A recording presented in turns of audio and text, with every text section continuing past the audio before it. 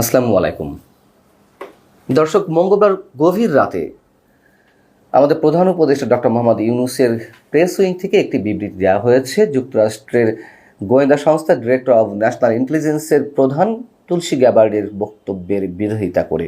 আপনারা জানেন তিনি এই মুহূর্তে ভারতে অবস্থান করছেন এবং সেখানে সে দেশের অন্যতম গণমাধ্যম এনডিটিভিকে একটি সাক্ষাৎকার দিয়েছেন, লাইভ ইন্টারভিউ, যেখানে তিনি উল্লেখ করেছেন বাংলাদেশ প্রসঙ্গে যে বাংলাদেশে ধর্মীয় সংখ্যালঘুদের উপরে নিপীড়ন এবং হত্যা চলছে এবং বাংলাদেশ ইসলামী সন্ত্রাসবাদীদের হুমকির মুখে। মূলত তার এই বক্তব্যের বিরোধিতা করে বক্তব্যটিকে যথেষ্ট বিভ্রান্তিকর এবং যথেষ্ট তথ্য প্রমাণের উপর ভিত্তি করে দেয়া হয়নি বলে প্রধান উপদেষ্টা ডক্টর মোহাম্মদ ইউনূসের দপ্তর থেকে, প্রেস উইং থেকে দাবি করা হয়েছে। এবং এই স্টেটমেন্টটি আমার কাছে যথেষ্ট ইন্টারেস্টিং এবং স্ববিরোধী বলে মনে হয়েছে। কেন স্ববিরোধী এবং ইন্টারেস্টিং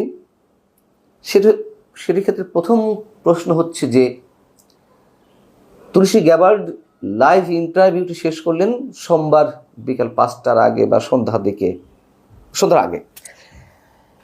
এই বিষয়ে আমি নিজেও সন্ধ্যার পরপরই একটি কন্টেন্ট আপলোড করেছি সন্ধ্যা 6:30টার দিকে।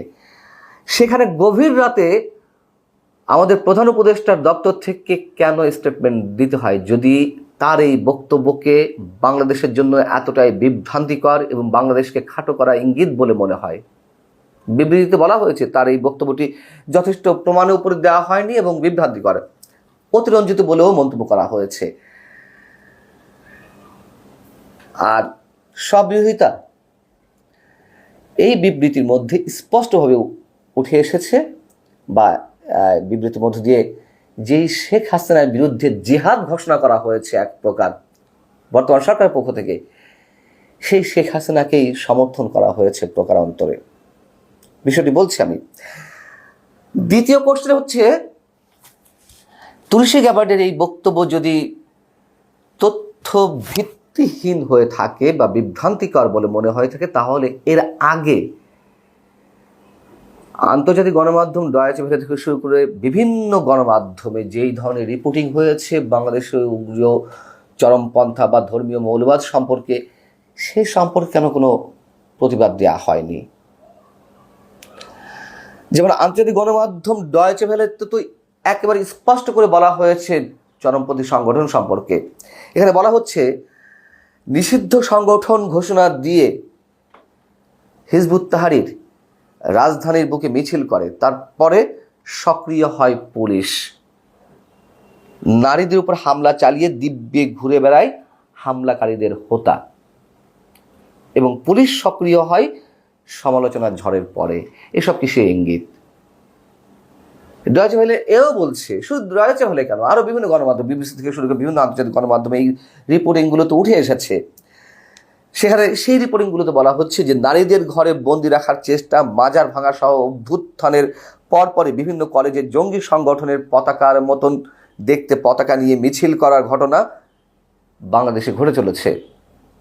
সরকার কিছু ক্ষেত্রে ব্যবস্থা নিলেও বিশ্লেষকরা মনে করছেন তা যথেষ্ট নয়, এবং হিজবুত তাহরির কোনো জঙ্গি তৎপরতা বা এই বোমা বিস্ফোরণ বা অ্যাটাকিংয়ের কোনো ঘটনার জন্ম না দিলেও, মানে বর্তমান বা সাম্প্রতিক অবস্থায় তারা যে মনস্তাত্ত্বিক হামলা চালাচ্ছে, এটি জঙ্গিবাদের প্রধানতম চরমতম স্তর বলে মনে করছেন নিরাপত্তা বিশ্লেষকরা। তাহলে সেইগুলোর বিরোধিতা না করে কেন তুলসী গ্যাবার্ডের বিরোধিতা করতে হলো? এবং একসঙ্গে প্রশ্ন ওঠে, এটি করে কি সরকার খুব ভালো জায়গায় অবস্থান করলো বা অবস্থান নিল? হয়তো ফর্মালিটির জায়গা থেকে এ ধরনের কোনো প্রতিবাদ করতে হয় বিধায় করা, আমরা জানি না। এবং সবচেয়ে বড় বিষয় হচ্ছে যে কথাই বলছিলাম, যে শেখ হাসিনার দল আওয়ামী লীগ এবং শেখ হাসিনার বিরুদ্ধে সরকারের যাবতীয় কর্মকাণ্ডে, চিন্তা চেতনে, মননে সব কিছু প্রস্ফুটিত হচ্ছে নানান বিষয়, সেই শেখ হাসিনাকেই তো প্রকারান্তরে এই বিবৃতিতে সমর্থন করা হলো। বিবৃতিতে স্পষ্টভাবে এখানে বলা হচ্ছে, প্রেস উইংয়ের বিবৃতিতে, যে চরমপন্থা এবং সন্ত্রাসবাদের বিরুদ্ধে লড়াইয়ে অসাধারণ অগ্রগতি অর্জন করেছে বাংলাদেশ। ধারাবাহিকভাবে আন্তর্জাতিক সম্প্রদায়, বিশেষ করে যুক্তরাষ্ট্রের সঙ্গে অংশীদারিত্বে আইন শৃঙ্খলা, সামাজিক সংস্কার এবং অন্যান্য সন্ত্রাস বিরোধী তৎপরতার মাধ্যমে এসব চ্যালেঞ্জ মোকাবেলা করে আসছে। বাংলাদেশকে ভিত্তিহীনভাবে ইসলামিক খিলাফতের সঙ্গে যুক্ত করার চেষ্টা করা হয়েছে। আচ্ছা, বাংলাদেশ যে সন্ত্রাসবাদকে মোকাবেলা করে আসছে, এটি বাংলাদেশের জন্য চ্যালেঞ্জ হলেও এটি তো আর নিশ্চয়ই বর্তমান সরকারের সময় নয়, তাই না? যে 6 মাস বা 7 মাসে তারা বহুত কিছু করে ফেলেছে। এটা আওয়ামী লীগের 2009 থেকে 2024 অগস্ট পর্যন্ত, 5 আগস্ট পর্যন্ত তারা যতই বিতর্কিত কর্মকাণ্ড ঘটাক না কেন, এর বিরুদ্ধে তো সোচ্চার ছিল, অবস্থান নিয়েছে, এবং সেটার পরিপ্রেক্ষিতেই তো অন্তর্বর্তীকালীন সরকারের প্রধান উপদেষ্টার প্রেস উইং থেকে এই বক্তব্যটি দেওয়া হচ্ছে। 2009-এর আগে তো 2 বছর 1-11 সরকার ছিল, তার আগে বিএনপি জামাত সরকার ক্ষমতা ছিল। তখন বাংলা ভাইদের উত্থান, শায়েখ আব্দুর রহমানদের উত্থান, যদিও সে সময় বাংলা ভাই কিংবা শায়েখ আব্দুর রহমানদের ফাঁসি দেওয়া হয়েছে বিএনপির সময়, এটাও সত্য কথা।